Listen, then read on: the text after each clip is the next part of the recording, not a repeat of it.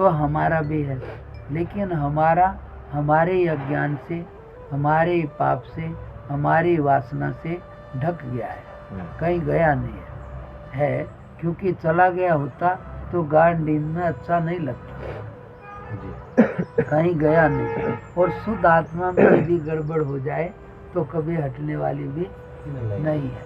इसलिए शुद्ध आत्मा में गड़बड़ ना हुई है ना होगी, वो बराबर ऐसे कैसा ही था ऐसे कैसा ही है। क्योंकि कैसा भी खराब आदमी हो, एक बार सो जाए तो उसकी सारी झंझट खत्म हो जाती है। इसलिए वो सच्चिदानंद उसका अपना स्वरूप है और यही सब की पहुँचने की मंजिल है।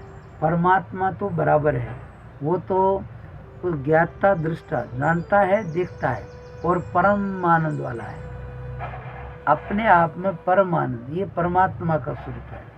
और सच्चित आनंद उसका अपना रूप, यानी उसका बराबर होना, जानना और आनंद बराबर है, कभी इधर उधर नहीं होता।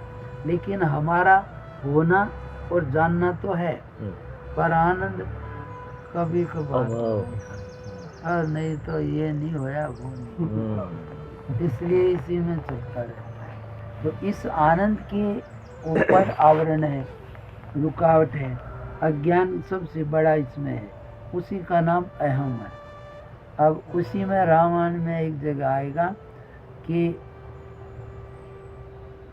अज ब्रह्मा अहम शिव मन शशि चित्त महान, ये आता है रामायण में। आकी आज आता ब्रह्मा के लिए, यानी कि बड़ा, जैसे आज कहते हैं ना इसमें मुसलमान में आज ब्रह्मा, यानी कि ये बुद्धि है एक प्रकार से, ये ब्रह्मा है और अहम ये शिव है और मन ये चंद्रमा है शशि, और चित्त ही पूरे संसार का विशेष कारण है, वो महान विष्णु है।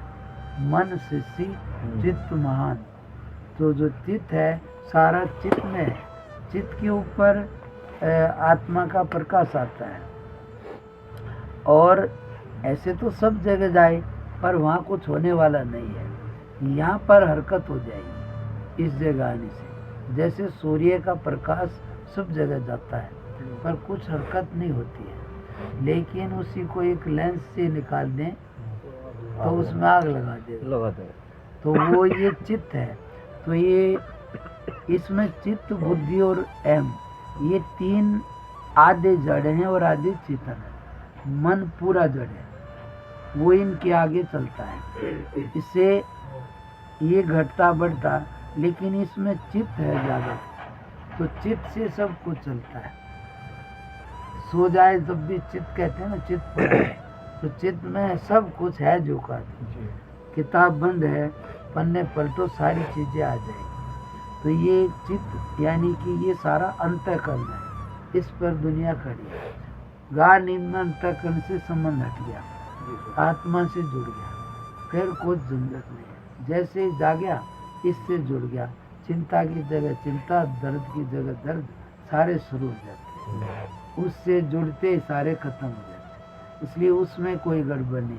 तो हमारा भी स्वरूप सच्चित आनंद है, तो सच्चित तो है यानी होना और जानना, ये तो बराबर है, कभी इसका अभाव ना हुआ ना होगा कभी भी किसी को। लेकिन आनंद कभी है और कभी नहीं है, कितने को तो कभी भी ना होता हो। मतलब कि आनंद एक ऐसी चीज़ है कि उसका विरोधी शब्द नहीं है। संसार में जो कहते हैं भाई मज़ा आ गया, तो वो एक सुख ही है, और वो नहीं मिला तो फिर दुख भी होगा। लेकिन आनंद जैसे बढ़िया नींद आ जाए तो वाह भाई, लेकिन उसके बदले में दुख नहीं आएगा। बढ़िया नींद आ गई तो उसके बदले में दुख नहीं आएगा, और कोई चीज़ बढ़िया बाहर मिले फिर नहीं मिली तो दुख आएगा, या चली जाए तो दुख आएगा। तो इसलिए आनंद तो आत्मा का साथ है, उसका अपना है, पर वही है कि उस आनंद के ऊपर ही आवरण है।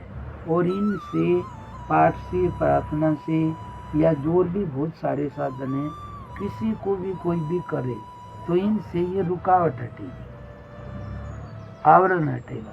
साबुन है सफाई नहीं लाता, खाली ऊपर की चीज को हटाता है। साबुन से कपड़े साफ होते हों तो साबुन लगा कर रख दो।